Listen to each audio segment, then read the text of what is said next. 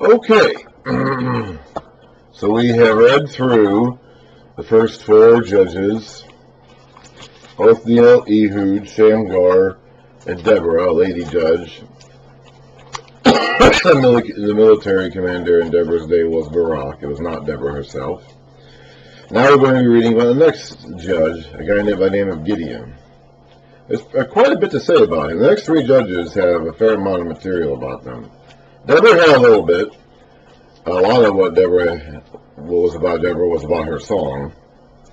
And now we're going to get some information about Gideon and Jephthah and Samson. I don't think I'll get all that far today. Now, these guys are often presented, I think, somewhat incorrectly in our teachings, in our sermons in the church today. As I said earlier, as I said a couple different times throughout the book of Judges, I think there is somewhat of a tendency to emphasize some of the wrong lessons out of the book of Judges.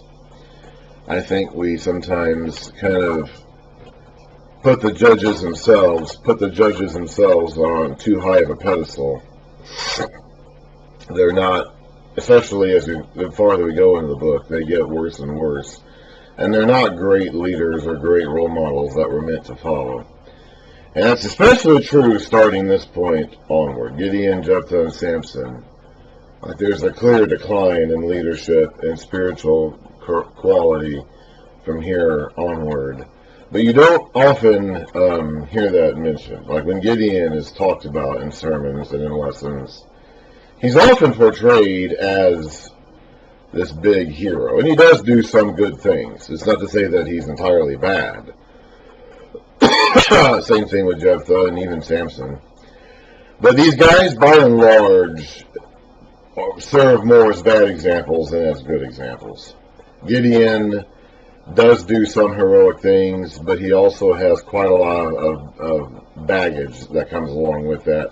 And his legacy, ultimately, is one of idolatry, actually, which is not a good thing. And that creates a problem for Israel, which leads to a civil war, at least a localized civil war in the days after Gideon, and kind of sets them on the path to be a more idolatrous nation than they were before. So these aren't really great guys, but we have a lot of sermons and we often talk about them, like Samson. Now we're not going to get to Samson today, most likely, but Samson really isn't a great guy. Okay, he's not really somebody that we should be aspiring to be like or emulate. But we often preach him or teach about him as this big hero of the faith or this big hero of God, and that's not really accurate. I think, as I said before, I think a lot of this is because the book of Judges has a very strong military theme to it. The judges tended to be military leaders. Deborah was not. She apparently was just a judge, literally judging matters, disputes between the Israelites. But they tended to have control over at least a section of the Israelite fighting forces. And I think that speaks to a certain mindset. I think that there are a lot of guys who like that and kind of envision themselves in those sorts of roles. So because these guys saved Israel by literally fighting back Israel's enemies, I think we kind of like that. I think there's a certain mindset, a certain masculine mindset in particular, that is drawn to that and kind of puts these guys on more of a pedestal than they probably should be. And Gideon is one of them. In fact, Gideon is maybe the major one because most of the materials that I've heard or read about Gideon over the years portray him in a pretty positive light.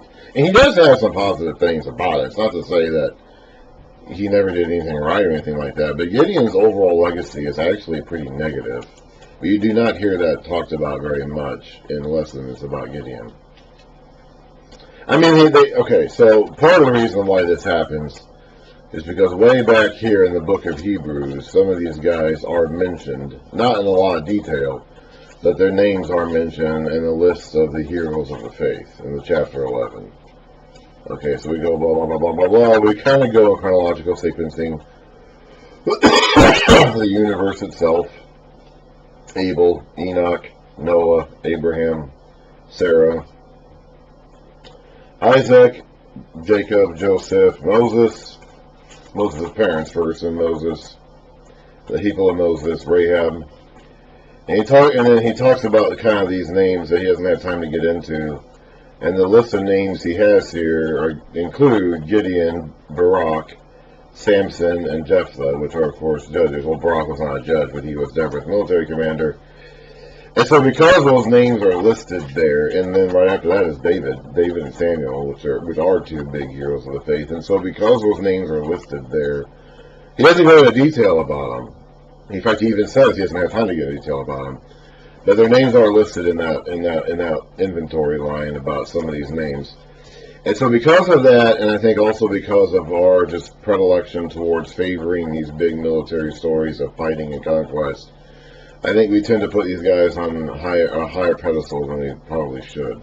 For the most part, by and large, the book of Judges is a set of bad examples. Judges is written down to remind the Israelites of what not to do. And that includes the judges within the book of Judges. That's not just about the Israelites themselves, but even with the judges in the book of Judges. So these are basically examples of poor leadership and basically examples of Israel's apostasy. There's that big word again. And so in general, the entire book of Judges is not written for the sake of giving us good examples to follow. It's actually the exact opposite, written for us to have bad examples of what not to do, what not to be like. So we have to keep that in mind. Maybe these guys in the book of Judges and within their lifetimes did do some good things. Okay?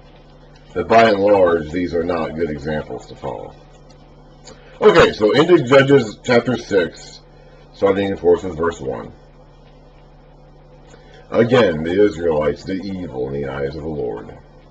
And for 7 years, he gave them into the hands of the Midianites. Now, I don't know what this again means. Does it mean after Deborah? Or just in general, they're just up to their old tricks again? You have to remember also, as I said before, the book of Judges is local and provincial in nature. This is not, these various conflicts that are happening in Israel are happening in different regions and concern different tribes at different times.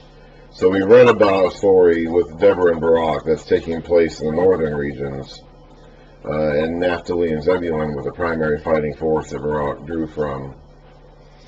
Ehud was talking about Moab, which is kind of more to the east. Moab lived to the east of Israel. And who came out with Ehud? The Ephraimites, I think? Yeah. He blew a country in the hill country, a trumpet in the hill country of Ephraim. So these judges were not kings, and they were not in control of the entire country or the entire land. And so it's hard to say when it says again, like, does that mean sequentially, like right after Deborah and Barak, or is it just kind of ongoing, just perpetually throughout this time? In the end, we just cannot be certain about that. For 7 years, he gave them into the hands of the Midianites. Remember them? The Midianites were descendants of Abraham through his second wife, Keturah. He took another wife, Genesis 25, verse 1. Abraham took another wife, his name was Keturah. She bore him a bunch of guys, one of whom was Midian. So these are the descendants of Abraham through Keturah. These are the guys that Joseph's brothers sold him to as they were passing through and took him down to Egypt. And we can read about that in Genesis 37. A caravan of Ishmaelites. And then verse 29, 37, verse 28, it calls them Midianite merchants. These Midianites were nomads that I don't believe had any particular area where they settled, so they moved around a lot. Because the power of Midian was so oppressive, the Israelites prepared shelters for themselves in mountain clefts, caves, and struggles. They're not even living in their towns right now. That's how bad things are. They're living in caves. They camped on the land and ruined the crops. Wait, I skipped a verse. Whenever the Israelites planted their crops, the Midianites, Amalekites, so the Midianites are aligned with the Amalekites. We've read about them before. Those are the people who attacked Israel on their way out of Egypt. I believe a branch of them moved down into Egypt not long after that and became the Hyksos, the shepherd kings. But not necessarily all of them. Some of them seem to have stayed around here in Canaan at this time.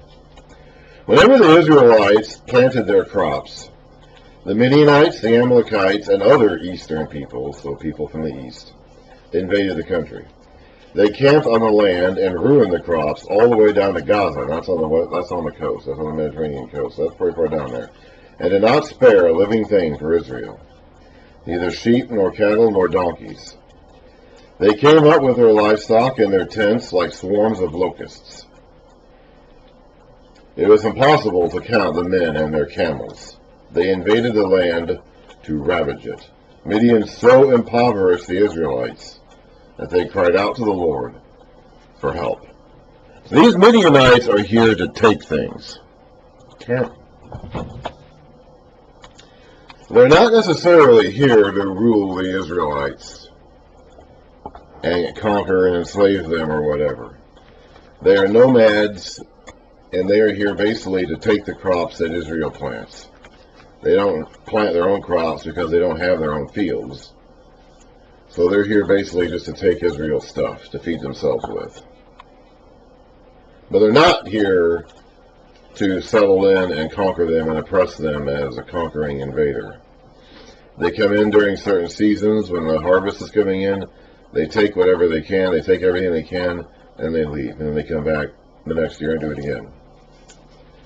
When the Israelites cried to the Lord because of Midian, he sent them a prophet. No, we don't have this guy's name, but he sent them somebody who said, so this is our first, this is not, we haven't had too many of these yet. Moses was a prophet. Samuel will be a prophet, and then there'll be prophets after him, but we haven't seen too many of these guys yet. Here's one. He doesn't even have a name. He sent them a prophet who said, "This is what the Lord, the God of Israel, says." Deborah was a prophetess. "I brought you up out of Egypt, out of the land of slavery. I snatched you from the power of Egypt, and from the hand of all your oppressors. I drove them from before you, and gave you their land. I said to you, I am the Lord your God. Do not worship the gods of the Amorites, in whose land you now live. But you have not listened to me."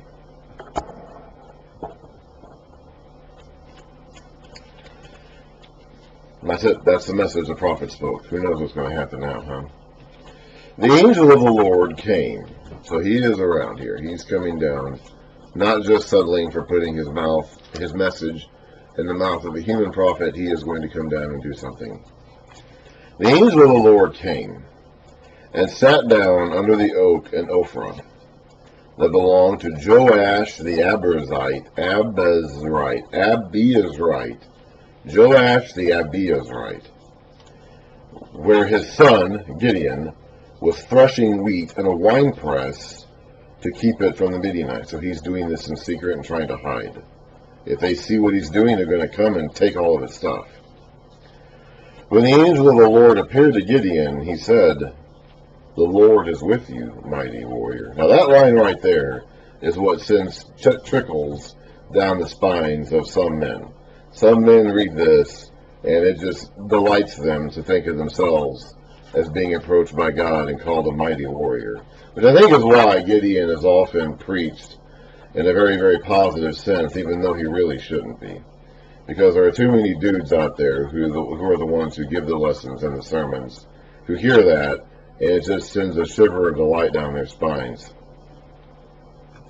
"But sir," Gideon replied, "if the Lord is with us, why has all this happened to us?" Gideon does not seem to understand that this is the angel of the Lord. The text has told us that. Okay, we know this because the text, the writer of the text, has told us this right from the start. But Gideon doesn't seem to realize who this is. I guess he just thinks this is an impressive looking dude. He doesn't seem humbled or frightened by this being's appearance at all. He does seem to think that this guy is a lord of some kind, some big shot. It doesn't seem as though he views this person or this being as an angel, if not the angel of the Lord. But sir, Gideon replied, if the Lord is with us, why has all this happened to us? Where are all his wonders? Excuse me. Where are all his wonders that our fathers told us about when they said, did not the Lord bring us up out of Egypt? But now, see, he didn't see that. He wasn't there for that. He hasn't seen these wonders and signs. The people of this day, this whole nation of Israel, was based on what the Lord had done for them in visible, demonstrable fashion. They, at least that initial generation, did not have to live by faith, per se, because they had sight, they had the signs, they saw what God did for them, and they were supposed to tell that to their children. Apparently they did, or at least to some degree they did, because Gideon has heard about this stuff, but he hasn't seen it. So he knows about the Lord, he knows about the story of the Lord or Jehovah bringing them out of Egypt, but he hasn't seen any of this stuff for himself. So how is he to know that Jehovah is really better than any of the other gods? Yeah, he has a shrine, an altar to Baal in his own backyard. So I'm going to assume that Gideon in his household, his father does at least, and I'm assuming Gideon likely too, worships Baal. Now, that doesn't mean he doesn't worship Jehovah. He probably does. I'm sure he does. And he probably thinks there's nothing wrong with that. But he's heard about Jehovah. He knows who Jehovah is and what Jehovah had done for the Israelites. But he hasn't seen any of that. But now, what he has seen is this. But now the Lord has abandoned us and put us into the hand of Midian. The Lord turned to him and said, remember that word Lord there is in capital L-O-R-D. So that's the covenant name of God, Yahweh or Jehovah or Yehovah or however you pronounce it, however you spell it.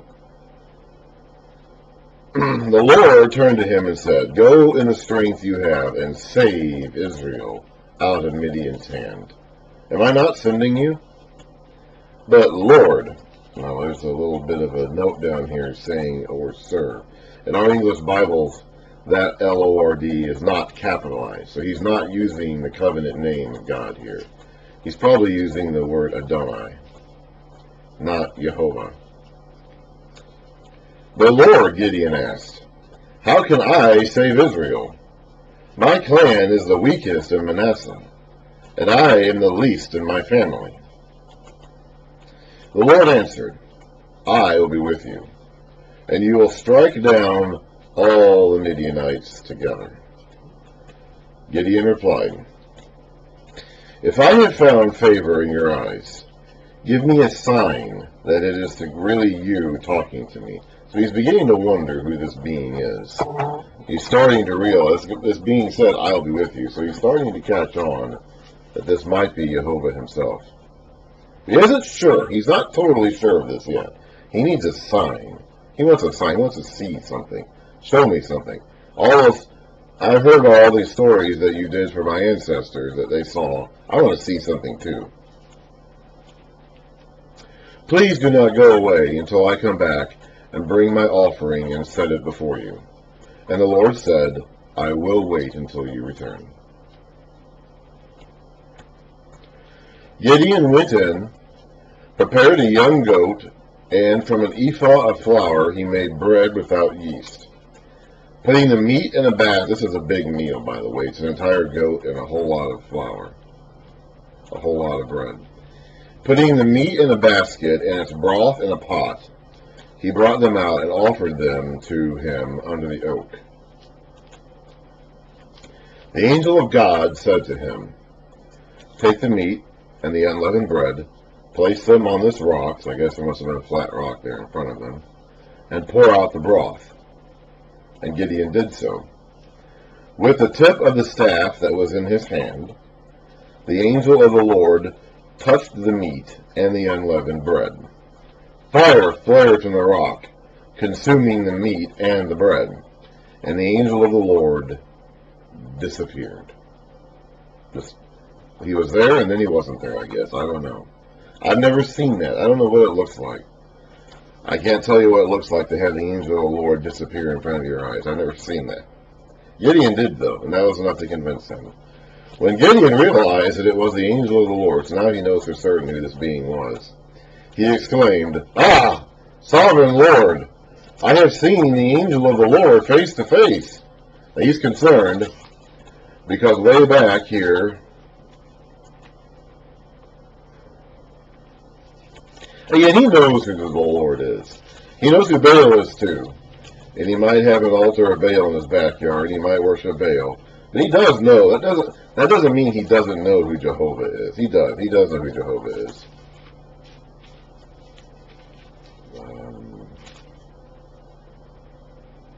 Yeah, here we go. Let's take a look here. Way back in Exodus, after the incident with the golden calf on Mount Sinai, Moses wants to have confirmation from God that he's going to be with him going forward, because God is saying that maybe I won't. And this is how you're going to treat me, maybe I won't go with you. So he asks him to pass in front of him so he can see him. This is in Exodus 33.